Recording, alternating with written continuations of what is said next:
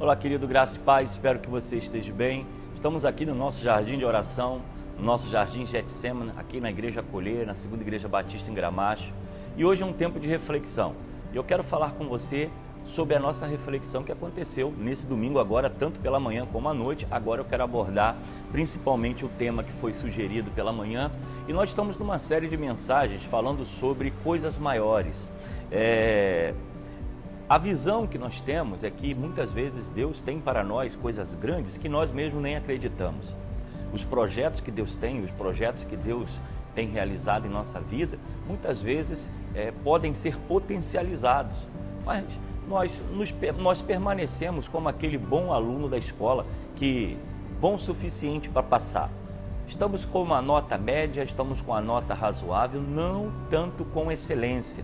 E é isso que eu quero provocar a você nessa série de mensagens. Serão 4 séries de mensagens e nós estamos abordando o que já foi ministrado pela manhã, que é queime os seus arados, baseado no livro de 2 Reis, em que Eliseu é chamado por Deus através de Elias e ele volta para casa, mata os seus bois, queima o seu arado, desfaz de todos os seus bens para poder seguir o seu ministério. Mas quando nós olhamos a palavra de Deus, por exemplo, em João capítulo 14, versículo 21, diz assim: digo-lhe a verdade, aquele que crê em mim fará também as obras que eu tenho realizado, fará coisas ainda maiores do que estas, porque eu estou indo para o Pai. Coisas maiores. Eu acredito que Deus ele tem um projeto grande para a sua vida, como para a minha vida, como para o nosso ministério. Mas muitas vezes nós não estamos acreditando, ou talvez não estamos visualizando o potencial que Deus tem dado a cada um de nós para exercer o seu ministério. Esse texto de João capítulo 14 vai dizer que aquele que crê em mim fará obras maiores do que eu faço. Essa missão foi dada à igreja, foi dada a mim, foi dada a você, e nós precisamos pensar sobre isso hoje. E o que eu quero abordar exatamente nesse tema são 3 características importantes para vivermos coisas grandes ou coisas maiores, que é, primeiro, nós temos que ter a percepção da presença de Deus. Não há como estarmos no ministério ou exercendo o ministério sem entender que tudo que fazemos ou tudo que realizamos é Deus que nos dá. É Deus que proporciona essa vitória a nós. Não há como desenvolver o ministério sem pensar e perceber que Deus está trabalhando nas pequenas coisas, nos pequenos detalhes. Coisas maiores fazem com que tenhamos sonhos grandes, mas para ter sonhos grandes nós precisamos também começar pequeno. E dentro dessa visão, para o seu ministério, para a sua vida, nós precisamos pensar sobre isso. A primeira coisa que temos que analisar é a percepção da presença de Deus. Deus está conosco em todo o tempo, Deus está conosco caminhando, Deus está conosco no trabalho. E por mais que as coisas não parecem estar dando certo, ou não parecem frutificar, no tempo as coisas irão acontecer. Uma outra percepção que nós precisamos ter é a consciência do chamado. Quando somos chamados por Deus, quando somos convocados para uma obra, nós precisamos ter essa visão de que não há outra coisa a fazer a não ser viver o nosso chamado.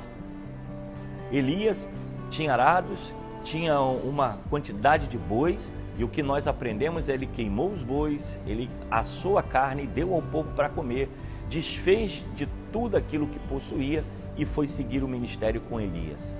Deus nos chama a viver coisas grandes, coisas maiores, mas é necessário pensarmos sobre isso, pensarmos sobre o nosso chamado.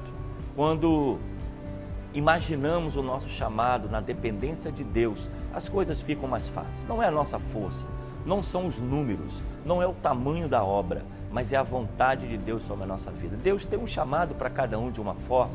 Alguns ocupam ministérios gigantescos, outros vivem no campo missionário. Outros vivem em igrejas pequenas, mas em todas essas coisas Deus tem um chamado. Então a percepção da presença de Deus e a percepção do chamado é fundamental numa vida que venha a abençoar e ser abençoado por ela. E nós temos também o terceiro ponto para a nossa reflexão, é a necessidade de queimar o nosso arado. Eliseu, quando foi chamado por Elias, nós observamos que ele volta para sua casa, mata os bois, queima o arado e se desfaz de toda a sua história passada. Não há como estarmos vivendo um novo tempo, um novo ministério, se nós não abrirmos mão do nosso passado. Há muitas pessoas que não conseguem viver coisas maiores porque estão aprisionadas nos seus pensamentos, nas experiências ruins, porque não deu certo antes, não vai dar certo agora. Estão aprisionadas em erros e falhas que aconteceram no seu passado e não conseguem avançar, não conseguem progredir.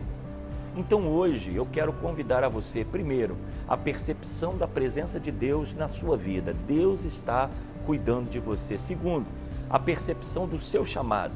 Há um propósito e há uma missão para a sua vida. E terceiro, a visão da necessidade de estarmos queimando o nosso arado, ou seja, as coisas que fizemos. Eliseu tomou essa atitude de queimar o seu arado e matar os seus bois, exatamente para eliminar qualquer possibilidade dele retroceder, dele voltar atrás, dele deixar a sua vida de conforto, a sua vida de família, o seu lar próspero, para simplesmente seguir Elias.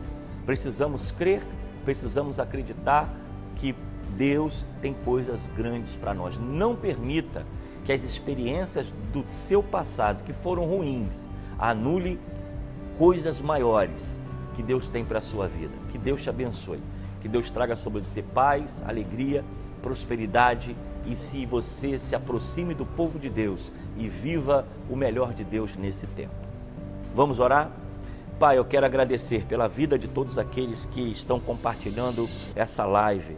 Pai, abençoa, cura, liberta, toma em tuas mãos. Abençoe, ó Deus, os seus projetos, tira, ó Deus, todo o empecilho, todo o embaraço, experiências ruins que os seus filhos tiveram e impediram, ó Deus, deles estar hoje vivendo coisas maiores. Assim como Elias, precisamos queimar os nossos arados, precisamos deixar para trás o nosso passado e precisamos olhar para frente para aquilo que Deus tem para cada um de nós. Que coisas maiores o Senhor realize em nossa vida. É o que eu oro e te agradeço, no nome de Jesus. Amém. Um abraço pessoal, esse é o nosso Jardim Getsemane e a gente volta no próximo vídeo.